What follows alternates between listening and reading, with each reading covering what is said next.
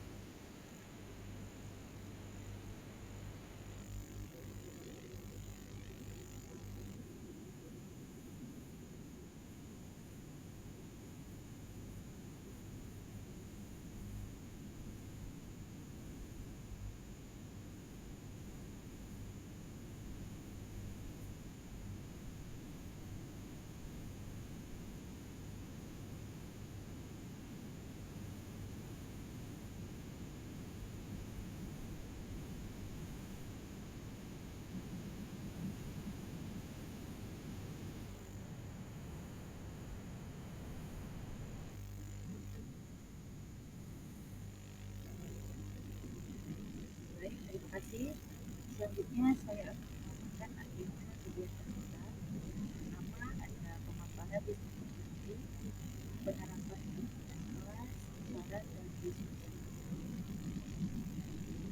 Ya, jadi sebelum kita mulai kegiatan, saya menggunakan kata kunci yang jawabannya nanti dihitung sampai 5 ya. Bagi yang bisa silakan di raise. Ya, jadi yang pertama kata kuncinya bisa. Apa yang bisa menjadi apa? Yang bisa dijadikan apa? Maka ada bisa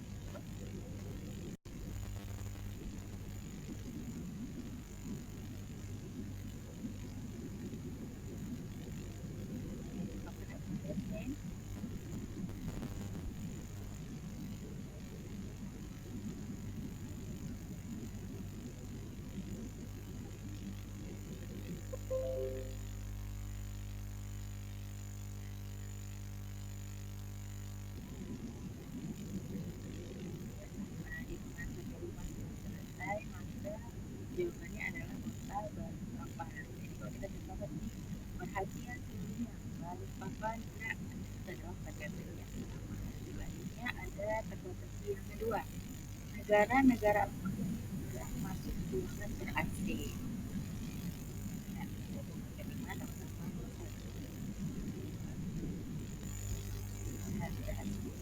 baik. Berdasarkan teori kontrol dari Sir William James, makna disiplin yaitu belajar mengenali diri dengan menggali potensi kita. Dan di sini kita mempelajari bahwa semua perilaku memiliki tujuan. Ada teori komunikasi, selanjutnya ada model berpikir yang ditentukan oleh si kontrol dan yang disebut ada lingkungan dasar manusia. Yang pertama kita akan lihat apa itu arti dari disiplin positif. Disiplin positif adalah pendekatan untuk mendidik yang menekankan pengawasan bersama dan pembelajaran yang berkualitas.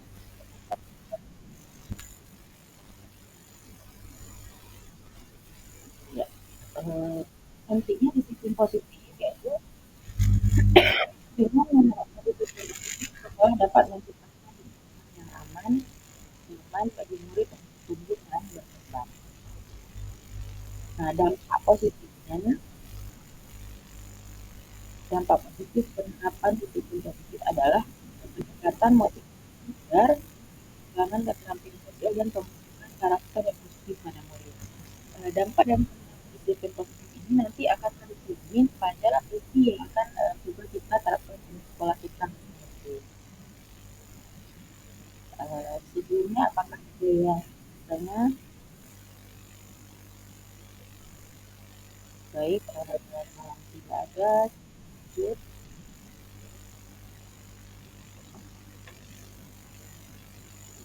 Tiga motivasi perilaku manusia. Jadi kita melakukan sesuatu mulai berdasarkan sejak perilaku memiliki motivasi. Motivasi ini berdasarkan teori tadi ada di sini. Yang pertama, untuk menghindari ketidaknyamanan, untuk mendapatkan imbalan, tapi memang untuk menjadi seseorang yang memiliki nilai-nilai yang kita percaya. Kemudian yang bisa saya sampaikan selanjutnya ada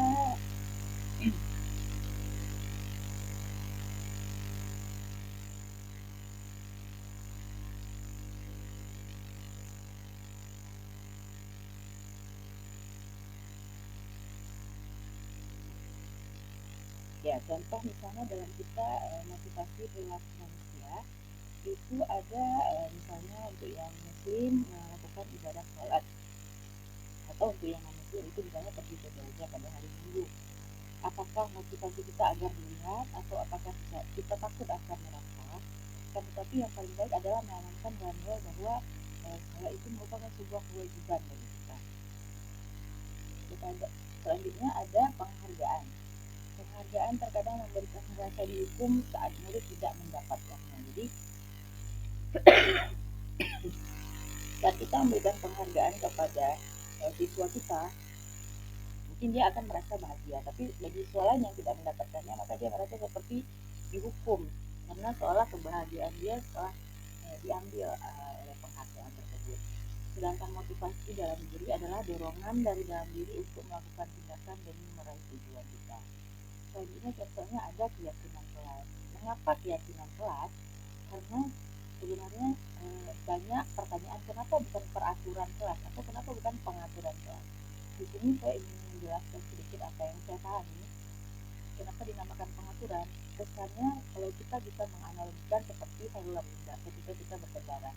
Ketika kita memakai helm hanya karena takut akan adanya polisi atau kita memakai helm ketika kita pakai helm kita takut misalnya selain polisi hanya untuk bergaya mungkin seperti itu kan, tetapi ketika kita meyakini bahwa helm itu bisa menghindari kita dari benturan, menolong kita jika kita tiba-tiba terjatuh seperti itu, maka keyakinan itulah yang akan melekat dalam diri kita. Seperti inilah yang ingin kita tanamkan pada siswa kita, keyakinan di dalam kelas apa. Jadi di sini keyakinan kelas merupakan hal yang ada di dalam diri kita yang ingin dia lakukan tanpa paksaan dari kita. Adapun contoh keyakinan kelas, dia sedikit saya sampaikan kata-katanya biasanya berbentuk dalam kalimat positif, kemudian bisa diingat dan dipahami dan juga harus diyakini oleh seluruh warga kelas. Di sini saya sedikit mencoba melakukan praktek budaya positif keyakinan kelas, sedikit tulis-tulisan masih berupa tempelan-tempelan sederhana yang mungkin bisa saya yakin Bapak dan Ibu guru semua bisa membuatnya lebih baik lagi dari yang saya lakukan. Di sini saya menempel sedikit di dinding, sedikit saya sharing. Saat melakukan keyakinan kelas awalnya saya ragu, siswa mau nggak ya ikut untuk menuangkan pendapatnya karena banyak siswa yang saya lihat itu malu dan nggak percaya diri. Tapi tiba-tiba ada salah satu siswa yang mengikuti karena ada mungkin di kelas itu ada siswi yang memakai make up ke sekolah, jadi dia ada jadi bu nggak boleh pakai make up bu. Nah, dari situ saya mengambil mungkin bisa saya menerapkan satu contoh keyakinan kelas yang akan diyakini bersama-sama bahwa saya buat kalimatnya dilarang memakai make up. Akan tetapi tadi sesuai peraturan saya kelas tidak boleh menggunakan kalimat negatif, sehingga saya membuat kalimatnya berupa berusaha agar wajah tetap alami atau polos. Jadi di situ diskusi dengan siswa, maka terangkailah kalimat positif untuk keyakinan kelas. Ya, selanjutnya saya ada teka-teki di sini. Teka-teki ini di situ ada radio, ada dasi, dan ada matahari. Mungkin ada yang bisa tunjuk tangan mungkin apa itu kira-kira.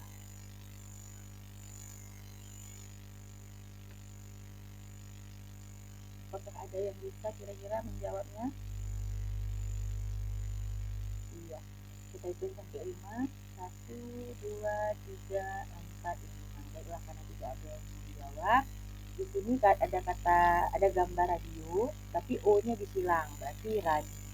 Di sini ada dasi, D yang disilang berarti radiasi. Kemudian ada gambar matahari, berarti jawabannya radiasi matahari. Baiklah. Selanjutnya tadi apakah ada yang ingin bertanya? Tidak ada, maka kita lanjut ke teka-teki kedua. Nah, teka-teki kedua ada gambar tarik, kemudian ada gambar SIM, dan ada gambar. Iya, silakan Hutari, di unmute dulu mic-nya.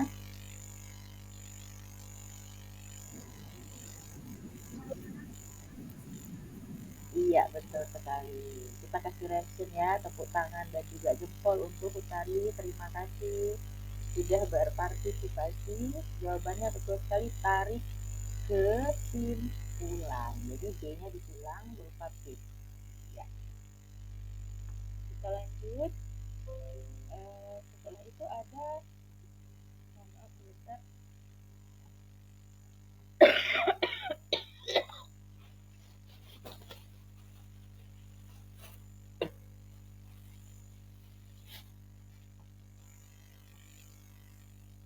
Ya, kita lanjut. Ada 5 posisi kontrol atau peran guru ya. Peran guru itu merujuk pada berbagai pendekatan yang digunakan oleh guru dalam mengelola perilaku dan disiplin kelas. Jadi di sini dikategorikan bahwa ada 5 posisi kontrol atau 5 peran guru. Apa saja perannya? Yang pertama, sebagai penghukum, pembuat rasa bersalah, sebagai teman, sebagai pemantau, atau sebagai manajer. Eh, Sebagai penghukum itu biasanya guru misalnya contohnya nyuruh lari keliling misalnya 10 kali lapangan. Kalau pembuat rasa bersalah itu dia menggunakan kata-kata dan bahasa yang mengibai kepada siswa. Jadi dia ingin membuat siswa merasa bersalah. Sebagai teman itu dia lebih kalimatnya kepada siswa, tolonglah nak, nanti ibu kena marah kepala sekolah. Itu sebagai seperti teman. Nanti akan ada video contoh realnya seperti apa peran guru itu.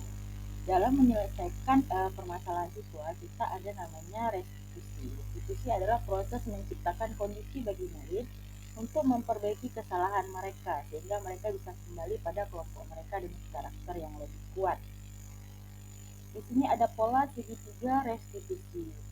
Jadi segitiga restitusi itu ada 3 tahapan. Yang pertama itu menstabilkan identitas. Di sini guru bersifat lebih memfasilitasi atau lebih bertanya. Jadi setiap orang pasti pernah melakukan kesalahan. Kamu bukan satu-satunya yang pernah melakukan.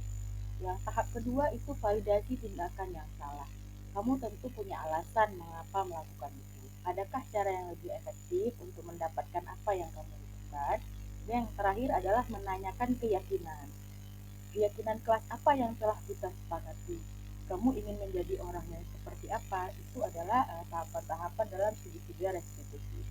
Saya pun meyakini bahwa terkadang dalam menyelesaikan masalah kita dengan siswa itu tidak segampang kita melakukan segitiga restitusi ini. Tetapi mungkin langkah-langkahnya bisa kita terapkan dan saya yakin pasti di sekolah Bapak Ibu guru sudah menerapkan hal ini. Jadi mungkin berproses. Kadang ketika siswa ada yang bertengkar, itu kan kita nggak bisa langsung menanyakan bagaimana, apakah kamu ada cara efektif, mungkin nggak bisa dalam kondisi yang mendadak. Akan tetapi kita bisa ambil dulu siswanya, kita selesaikan secara perlahan-lahan. Memang tidak mudah, tapi semua berproses menurut saya pribadi. Selanjutnya ini ada contoh penyelesaian masalah menggunakan segitiga restitusi. Mari kita lihat bersama.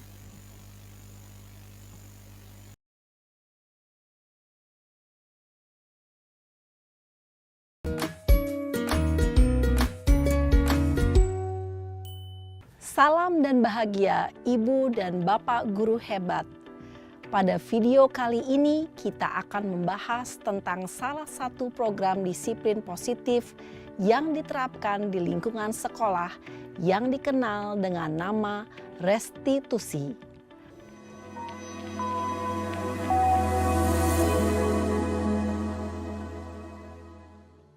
Restitusi dikembangkan oleh pakar pendidikan Diane Gosson, berlandaskan pada teori kontrol Dr. William Glasser. Segitiga restitusi adalah suatu proses dialog yang dijalankan oleh guru atau orang tua agar dapat menghasilkan murid yang mandiri dan bertanggung jawab. Pada saat guru di posisi manajer, aspek yang dikembangkan pada murid adalah motivasi intrinsik, sehingga penanaman nilai-nilai kebajikan dapat tumbuh dan berkembang menjadi suatu kebiasaan positif yang akhirnya membentuk karakter murid. Proses dialog ini terdiri dari 3 langkah yang digambarkan pada ketiga sisi pada segitiga restitusi. Sisi pertama adalah menstabilkan identitas. Sisi yang kedua adalah validasi tindakan yang salah. Dan sisi yang ketiga adalah menanyakan keyakinan. Ibu dan Bapak guru, berikut ini akan ditunjukkan bagaimana seorang guru berada dalam posisi manajer menggunakan penerapan segitiga restitusi.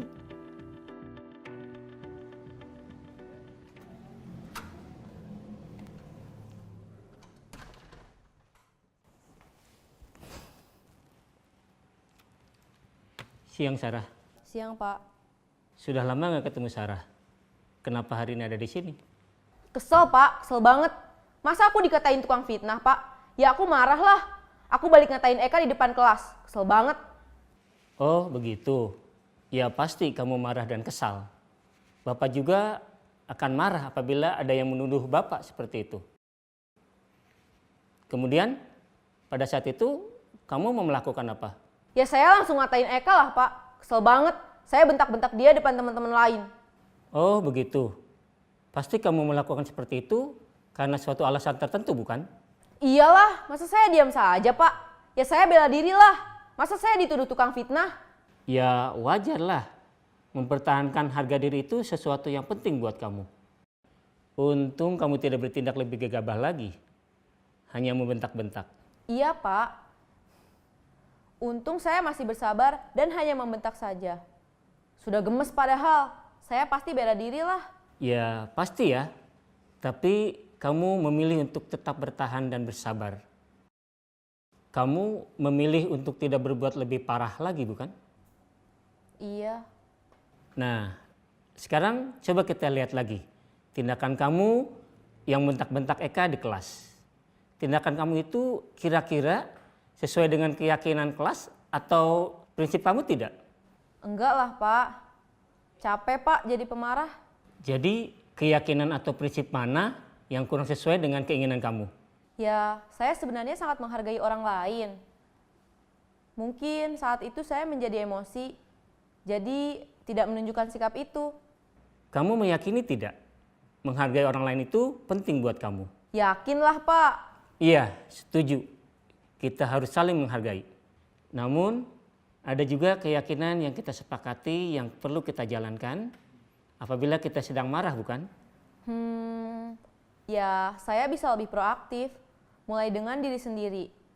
Saya bisa jadi lebih bersabar, mengambil waktu jeda untuk berpikir mau apa selanjutnya.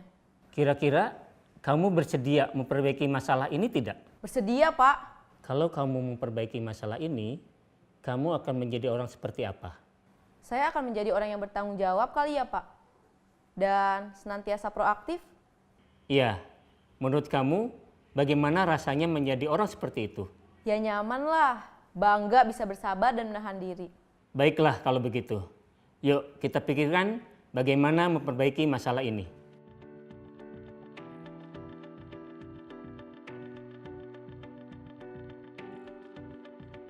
Ibu dan Bapak guru hebat, baru saja kita menyaksikan contoh bagaimana seorang guru berada dalam posisi manajer menggunakan penerapan segitiga restitusi. Mari kita bahas satu persatu. Pada sisi pertama, menstabilkan identitas berdasarkan pada prinsip bahwa membuat kesalahan adalah bagian dari proses pembelajaran. Sisi pertama dari segitiga ini berperan menggeser identitas murid dari identitas gagal ke identitas sukses. Murid yang sedang bertingkah laku yang tidak pantas atau menarik diri saat itu sedang mengalami identitas gagal. Bila kita mengkritiknya, maka posisinya tidak akan berubah. Kita bisa mengajukan pernyataan-pernyataan ini. 1. Membuat kesalahan sesuatu yang wajar. 2. Manusia tidak ada yang sempurna. 3. Kita bisa memperbaiki masalah ini. 4. Saya tidak menanyakan kesalahannya. Saya lebih fokus bagaimana memperbaiki masalah ini. 5. Apakah saat ini kamu tengah menjadi orang yang baik untuk dirimu sendiri? Pada sisi kedua, validasi tindakan yang salah berlandaskan pada prinsip bahwa setiap perilaku berupaya memenuhi suatu kebutuhan tertentu. Guru yang telah memahami teori kontrol akan bergeser dari pemikiran stimulus respon menjadi proaktif dan mencoba untuk mengenali tujuan dari perilaku murid. Mengenali dan mengakui kebutuhan murid ini dapat memperbaiki hubungan dengan murid tersebut. Pernyataan atau pertanyaan bisa disampaikan dengan nada suara tidak menghakimi atau memojokkan, sehingga dapat mengembalikan murid pada posisi positif. 1. Kamu bisa saja bertindak lebih gegabah lagi dari ini. 2. Kamu bukan melakukannya tanpa suatu alasan tertentu. 3. Kamu melakukannya karena mempertahankan sesuatu yang penting bagimu. 4. Mungkin kamu bisa mempelajari suatu perilaku baru yang lebih efektif. Bersediakah kamu mempelajarinya? Selanjutnya, kita akan simak sisi terakhir, yaitu menanyakan keyakinan. Teori kontrol menyatakan bahwa pada dasarnya kita termotivasi secara intrinsik. Pada saat perilaku yang salah telah divalidasi dan identitas sukses telah stabil, maka murid telah siap mengaitkan keyakinan-keyakinannya dengan tindakannya yang salah dan pemikirannya telah bergeser ingin menjadi orang yang dituju. Pertanyaan-pertanyaan ini dapat mengaitkan keyakinan-keyakinan yang dianut murid. 1. Sebagai keluarga atau kelas, apa yang kita yakini? 2. Nilai-nilai apa yang telah kita sepakati? 3. Seperti apa gambaran sebuah kelas yang ideal bagi kamu? 4. Kamu ingin menjadi orang seperti apa?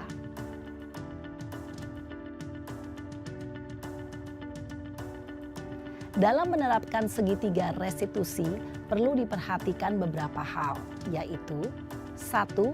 Perilaku yang salah perlu dikaitkan dengan nilai-nilai atau keyakinan-keyakinan yang telah disepakati atau dituju. 2. Kesediaan orang yang melakukan kesalahan untuk memperbaiki masalah. 3. Pemecahan masalah sebisa mungkin relevan atau memiliki hubungan dengan masalah yang ada. 4. Usaha. Perlu adanya suatu usaha perbaikan dari pihak yang berbuat kesalahan. 5. Waktu. Perlu didedikasikan waktu dari pihak yang berbuat kesalahan. Tanyakan kapan akan mulai diberlakukan usaha untuk memperbaiki masalah. Dengan memahami struktur penerapan segitiga restitusi, diharapkan guru dapat menerapkan posisinya sebagai manajer dengan mengajukan pertanyaan-pertanyaan bermakna yang dapat membuat murid menjadi lebih percaya diri, bertanggung jawab, dan mandiri. Nah, Ibu Bapak Guru perlu tidaknya mengikuti ketiga tahapan dalam segitiga restitusi bergantung pada ringan beratnya suatu permasalahan. Misalnya, bila permasalahan tersebut ringan, maka tidak perlu dijalankan secara berurutan. Bahkan bisa semudah menanyakan apa keyakinan yang kita sepakati. Dengan menjalankan segitiga restitusi, dengan mengajukan pertanyaan-pertanyaan bermakna, diharapkan murid menjadi lebih kuat secara pribadi, dapat membuka wawasan murid agar dapat menyelesaikan permasalahannya sendiri, semakin percaya diri, mandiri, dan merdeka. Salam dan bahagia, Ibu Bapak Guru hebat.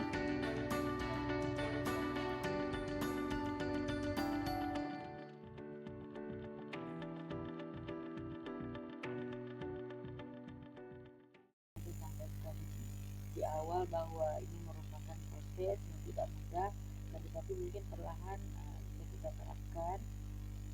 Selanjutnya ada 5 kebutuhan dasar manusia. Jadi konsep 5 kebutuhan dasar ini tidak hanya kita lihat pada murid kita, akan tetapi juga bagi manusia dewasa dalam setting sekolah, yaitu para tenaga pendidik dan kependidikan. Jadi di sini ada 5 kebutuhan dasar manusia. Yang pertama, bertahan hidup. Bertahan hidup itu seperti kebutuhan makan dan juga tempat tinggal.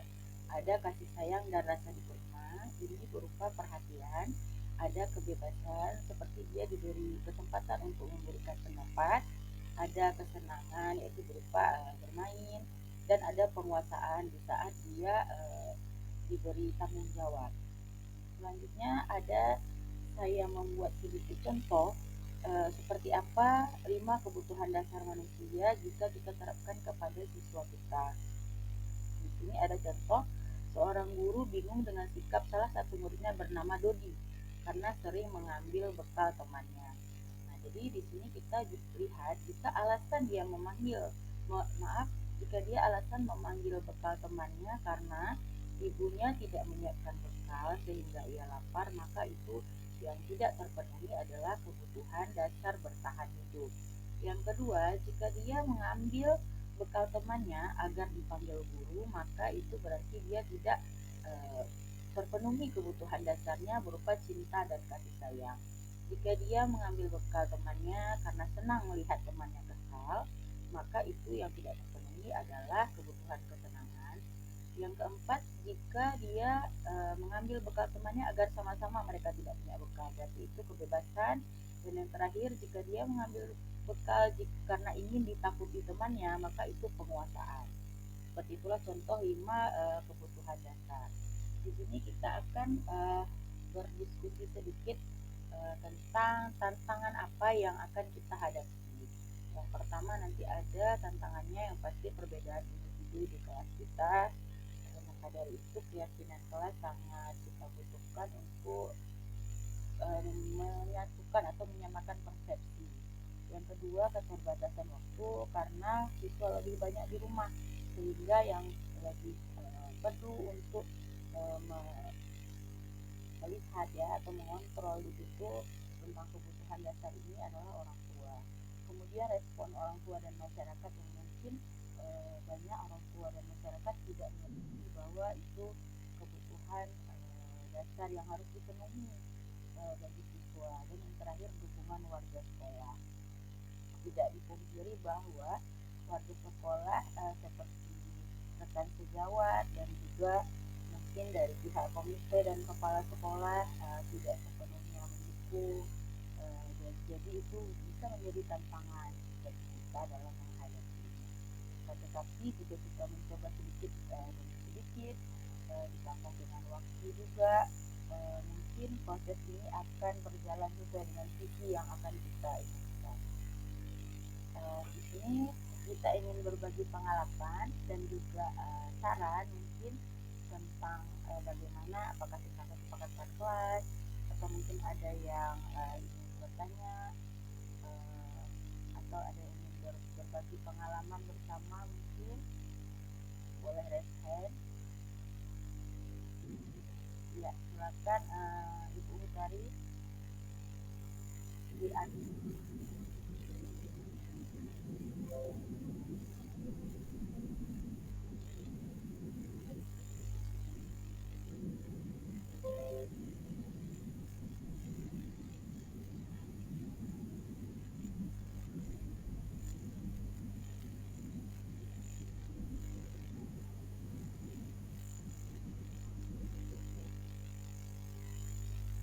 Baik, terima kasih kepada Ibu Utari. Kita beri reaction dulu. Bagus sekali pertanyaannya. Ya, bagus sekali. Tadi tentang kita bagaimana kita ingin memaksakan sesuatu kepada siswa ya, apakah itu baik atau tidak. Jadi menurut saya sikap tersebut kurang tepat. Kenapa? Karena siswa itu dia memiliki kodrat dan watak yang berbeda-beda. Kita perlu memberikan arahan sehingga bakat dan minat siswa itu bisa meningkat secara optimal. Di sini saya sedikit ingin menambahkan pada proses pendidikan di saya ada tahap ketika mengenali filosofi Ki Hajar Dewantara, di mana siswa itu diibaratkan seperti bibit dan kita guru ini seperti petani. Jadi yang kita perlu siapkan yaitu tanah yang baik, polybagnya, kemudian pupuknya, sehingga bibit itu dirawat dengan baik, disiram, diberi matahari yang cukup untuk proses fotosintesisnya. Itu peran kita sebagai guru sangat diperlukan, sehingga bibit yang baik ataupun yang buruk akan tumbuh secara maksimal. Seperti itu. Apakah ada lagi yang ingin menambahkan mungkin atau berbagi pengalaman? Baiklah, jika tidak ada, di sini saya akan menampilkan 5 posisi kontrol. Bisa kita lihat secara bersama-sama videonya.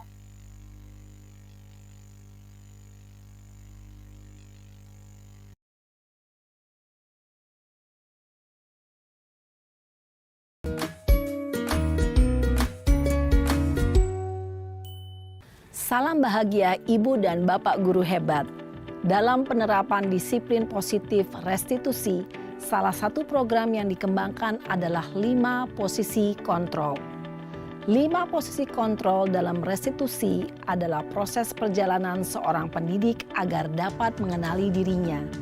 Pada video kali ini, kita akan membahas tentang 5 posisi kontrol yang dikembangkan oleh Diane Gosson dan contoh penerapannya.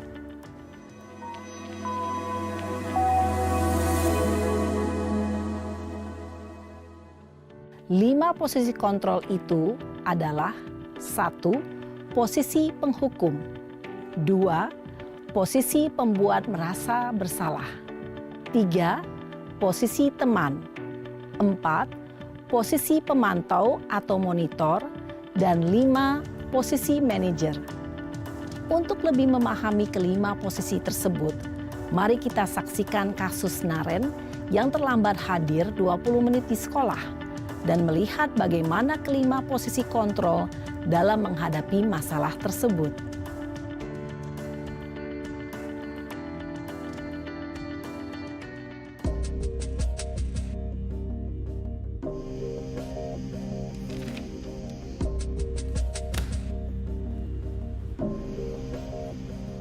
Naren! Sini kamu! Selamat pagi, Bu. Selalu terlambat. Kamu deh, pasti terlambat. Maaf, Bu. Saya... Apa? Apa coba? Alasan kamu apa lagi? Kapan sih kamu tidak terlambat? Malas sekali ya kamu jadi anak. Saya...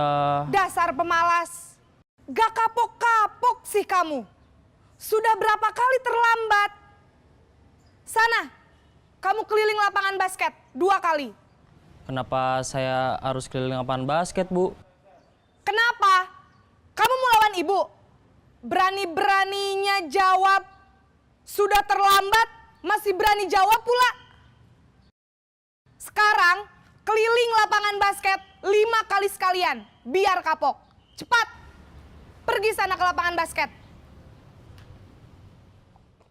Posisi penghukum biasanya berbicara dengan nada tinggi, menghardik, menunjuk-nunjuk, menyakiti, dan menyindir. Hukuman bisa berupa fisik maupun psikis. Ibu dan bapak guru hebat. Dampak yang terjadi pada murid ketika guru berada pada posisi penghukum adalah murid cenderung akan memberontak, bahkan menyimpan dendam.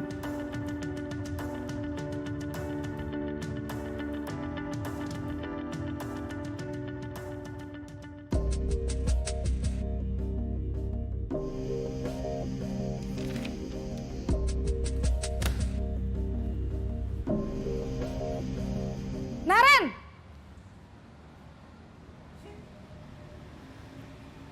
Selamat pagi, Bu. Naren. Kamu kenapa terlambat lagi, Nak? Ya Tuhan, Naren. Kamu senang ya bikin ibu susah ya?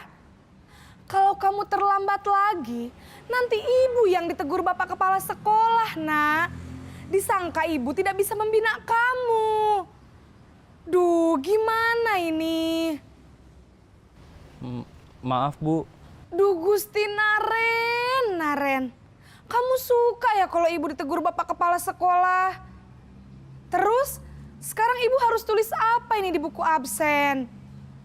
Ini kamu sudah sering terlambat loh. Ibu harus apa coba? Maaf, Bu. Maaf sekali. Ya sudah, lain kali jangan bikin ibu susah lagi ya, Nak ya. Ibu tidak akan kuat lagi kalau kamu begini terus. Bisa jantungan kalau ibu ditegur bapak kepala sekolah. Sana cepat ke kelas. Maaf ya, Bu. Maaf sekali. Posisi pembuat rasa bersalah berbicara dengan nada tenang, cenderung lembut. Namun kata-kata yang diutarakan membuat murid merasa menjadi orang yang gagal. Memandang buruk dirinya sendiri, merasa tidak berharga, dan tidak sanggup membahagiakan orang lain. Ketika guru mengambil posisi pembuat rasa bersalah, murid akan menganggap dirinya yang bersalah dan ia akan menyimpan emosi negatif tersebut di dalam dirinya.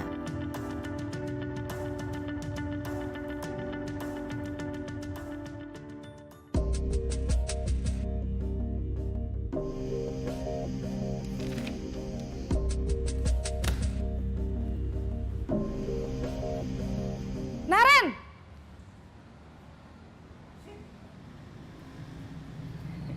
Selamat pagi, Bu. Wah, sudah jam berapa ini, Nak? Terlambat lagi ya, sayang. Iya, Bu. Habis ibu saya lupa bangunkan saya, Bu. Kamu malah menyalahkan ibu kamu. Kamu bukannya anak yang larinya paling kenceng. Kok terlambat sih? Iya, Bu. Saya memang terlambat bangun tadi. Jadi, biarpun saya lari kencang, tetap gak kekejar, Bu. Ya sudah sana, nanti lain kali larinya lebih kenceng lagi ya. Biar gak terlambat lagi. Bikin seneng ibu, demi ibu. Bisa kan? Bisa lah, Bu. Ya sudah sana masuk kelas. Ibu beresin urusan absen kamu. Kamu ini ada-ada saja. Dalam posisi teman, guru berbicara dengan nada suara ramah, akrab, cenderung bersenda gurau untuk menjaga suasana tetap santai. Murid akan merasa senang, aman, dan akrab dengan guru. Identitas yang tercipta adalah identitas sukses atau berhasil. Namun, perlu diingat, karena ini masih dorongan eksternal, maka ada faktor ketergantungan dari murid kepada orang tertentu. Di sini guru absennya, sehingga di lain waktu murid bisa berperilaku baik, namun hanya kepada orang-orang tertentu saja.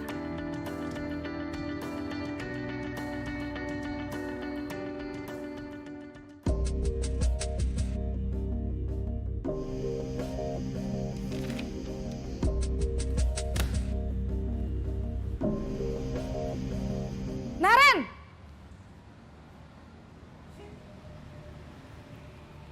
Selamat pagi, Bu. Naren, apa peraturan sekolah kita tentang jam berapa kita harus masuk sekolah, Nak? Kita harus di sekolah jam 7, Bu. Iya betul, sekarang sudah jam 7.20. Naren sudah tahu konsekuensinya jika terlambat hadir. Paham, Bu. Saya harus tinggal kelas pas jam istirahat selama 20 menit. Iya benar, konsekuensinya demikian. Jadi nanti jam 9.30 pas istirahat, kamu harus tinggal di kelas, kerjakan tugas tambahan untuk ketertinggalan kamu, ya. Baik, Bu. Posisi pemantau mengandalkan penghitungan atau data untuk mengontrol murid. Guru mengarahkan murid berdasarkan peraturan dan konsekuensi. Seorang pemantau menunjukkan bahasa tubuh dan ekspresi wajah yang datar dan cenderung formal.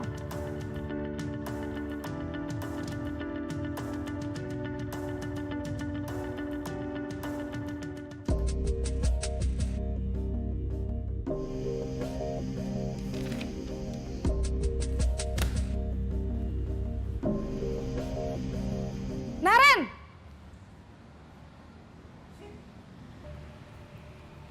Selamat pagi, Bu. Selamat pagi, Naren.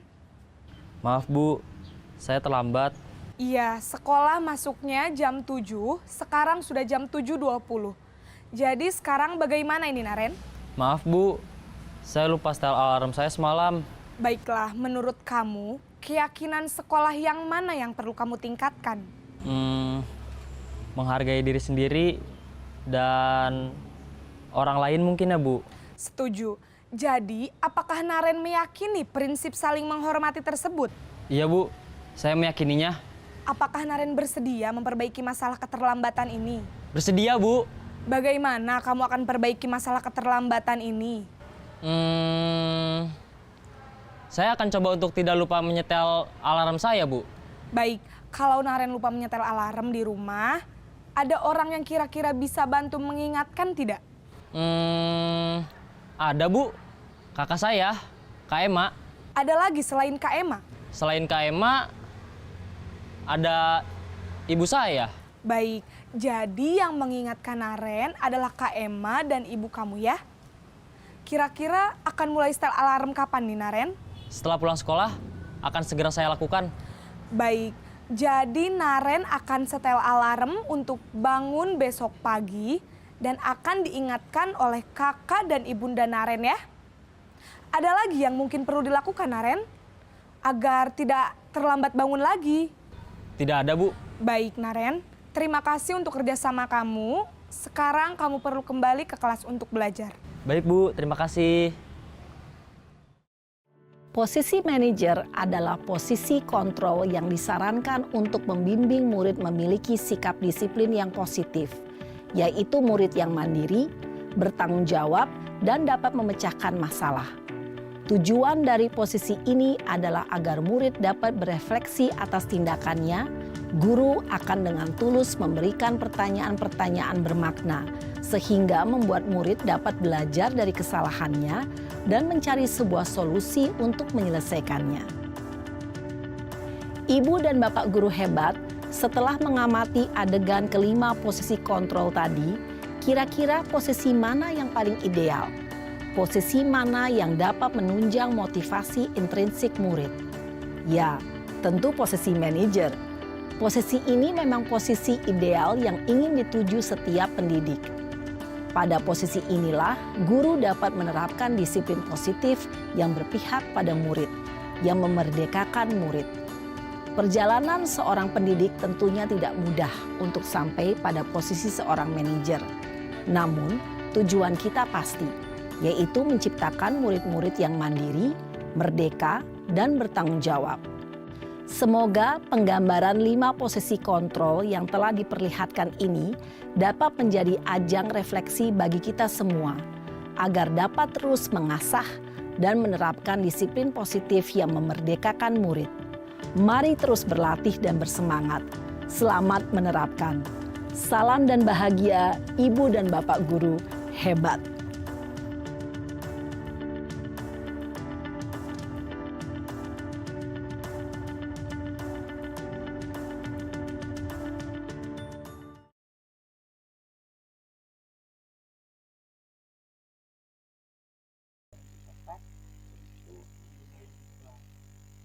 selanjutnya saya ingin kita sampai pada akhir kesimpulan, yaitu penerapan disiplin positif di sekolah merupakan langkah yang penting dalam membentuk karakter murid secara positif. Dengan strategi yang tepat, disiplin positif dapat memberikan dampak positif yang signifikan bagi pertumbuhan dan perkembangan murid. Kepada seluruh peserta, terima kasih banyak. Untuk sebagai penutup, mari kita berdoa bersama sesuai dengan keyakinan dan agama kita masing-masing. Berdoa mengenai